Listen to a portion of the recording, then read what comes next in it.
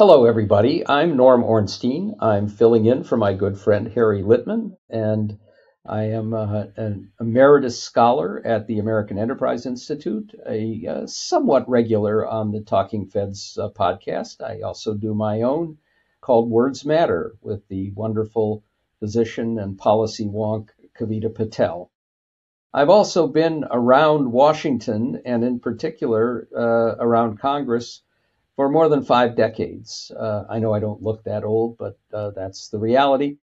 So today I want to talk about the Jim Jordan fiasco, but more broadly, the Republican Party fiasco playing out in the House of Representatives as it is now. First, I want to give a little historical perspective. This dynamic is not really new to the Trump era. Well, Donald Trump was really an accelerant of a trend that's been going on for a very long time. Back in 2006, my good friend and longtime collaborator Tom Mann and I wrote a book called The Broken Branch, How Congress is Failing America and How to Get It Back on Track.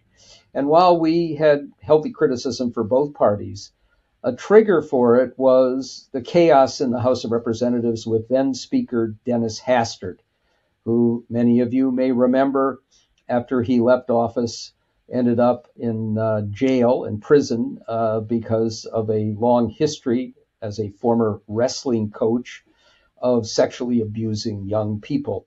Then in 2012, Tom and I wrote a book called It's Even Worse Than It Looks.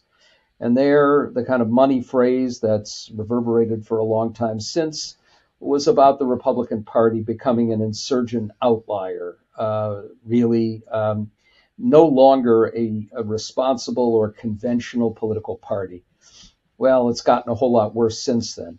But to put the Jordan thing into perspective, remember that when Republicans in 2010 took the majority back in the House of Representatives, Barack Obama's presidency, and they had won really big in that election, their speaker was John Boehner.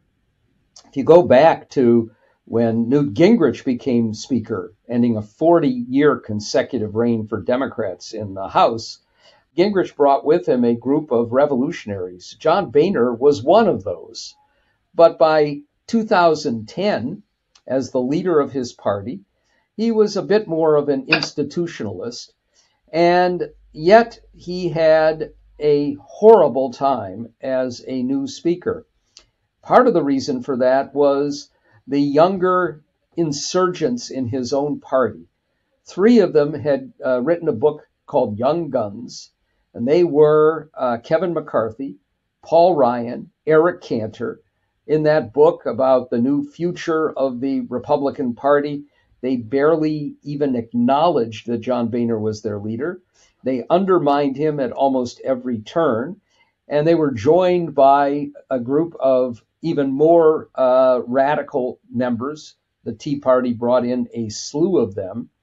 And one of the people, relatively new to the body at that point, who just bedeviled John Boehner was Jim Jordan, who, after 4 years in the office, when Boehner realized he was probably going to be bounced from the leadership, a motion to vacate, he decided to retire, resign. He referred to Jim Jordan as a legislative terrorist, a moniker that still fits to this day. Now, Eric Cantor, in the meantime, who had been one of the people who brought in the Tea Party wave, believing that these radical members, once they got there, could be co-opted. That proved not to be the case. And Cantor lost his seat to a Tea Party radical insurgent named Dave Bratt. And at that point, McCarthy, who thought he was next in line, was going to become the speaker. But it became clear he didn't have the votes because his own members didn't trust him.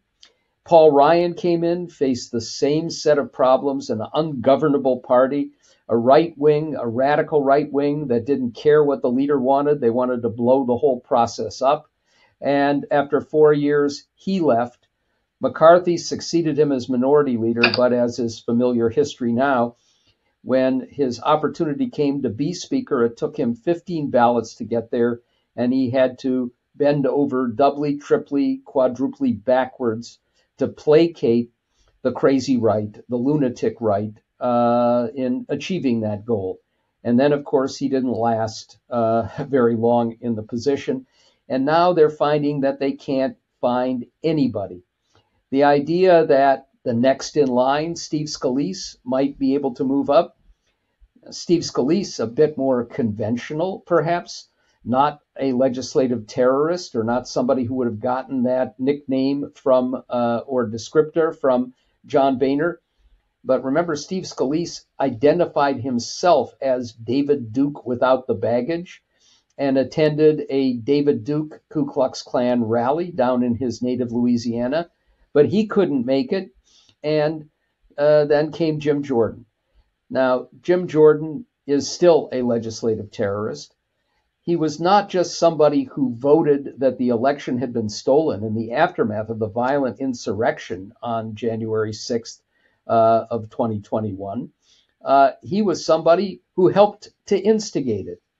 We also know from Denny Hastert's history, wrestling coaches aren't necessarily the right direction to go in if you want a leader, since while Jim Jordan did not engage in sexual assault or behavior of a predator himself, as an assistant wrestling coach at Ohio State University, a doctor there who was notorious, apparently, for sexually assaulting and abusing dozens of wrestlers. And many of those wrestlers came to Jim Jordan, and Jordan quashed whatever investigation might have taken place to allow this sexual predator to run rampant. And then, of course, you also have the idea that as the January 6th investigation went on, the January 6th committee issued a subpoena to Jim Jordan, which he refused to comply with. So imagine a Speaker of the House spitting on his own institution. Now, it's not a surprise or a shock that Jordan has been unable to get over the finish line here. What it tells you about today's Republican Party is that 200 of his colleagues voted for an instigator of violent insurrection, a protector of a sexual predator, and somebody who's given a middle finger to his own institution. And of course, he's come closer to the speakership than anyone might have imagined in the past. But what we know more broadly is, with this very narrow majority Republicans have in the House, the fact is it's an ungovernable party. And there was one, Ken Buck, a conservative Republican. Most of these Republicans are not conservative, they're radical. But Ken Buck, who was one of those who opposed Jim Jordan, saying, among other things, that he could not support him unless, as one element, Jordan admitted that Joe Biden won the presidency, which he wasn't going to do. Ken Buck joked that maybe he would recommend Tom Emmer of Minnesota as Speaker because he didn't like Tom Emmer. Now, Tom Emmer is his friend, and the joke was, who would want this position right now? Well, there may be others, and Tom Emmer may be one of them eventually. But it's not a surprise now that with the inability to unite behind a candidate, with the fact that you either have the lunatic fringe, the ones that toppled Kevin McCarthy after his short tenure in the position, hold a veto power, but also that others, not moderates, don't accept it when anybody talks about moderate Republicans in the House. There are none of those. But those who are a little bit more responsible in legislating rebel against a Jim Jordan. They're going to have real difficulty finding somebody. And that's why they're probably going to move to punt for another month or so and let the acting speaker, Patrick McHenry, who's very close to Kevin McCarthy, have more power so that they can actually do some legislating while they try and sort things out. Now, if a rational world, if we were in a rational world, you would find some of those Republicans who are traditional conservatives a little more interested in actually making public policy, and some of those who are just fearful because they come from districts that Biden won, that this will be the end of their careers. you might think that they might work with Democrats and negotiate something, not the pie in the sky idea that they would make the Democratic leader, Hakeem Jeffries, the speaker, but that they could turn to a relatively reasonable figure, a Mike Gallagher from Wisconsin, for example, as speaker, but with a guarantee that legislation supported by a majority of the House, not just a majority of Republicans, could make it to the floor for votes, and maybe agree to abide by the spending limits and categories set in the agreement on the debt ceiling. Maybe even agree to remove the threat of default as a blackmail weapon from the regular practice of the House. You would think that you'd find a dozen Republicans willing to go along, and Democrats would be very happy to create that kind of mechanism. But it's not likely to happen. And the reason it's not likely to happen is we can frame Republicans now not as a party, not as a traditional political party, but as a full-blown radical cult. And people who know better are fearful of being excommunicated or shunned.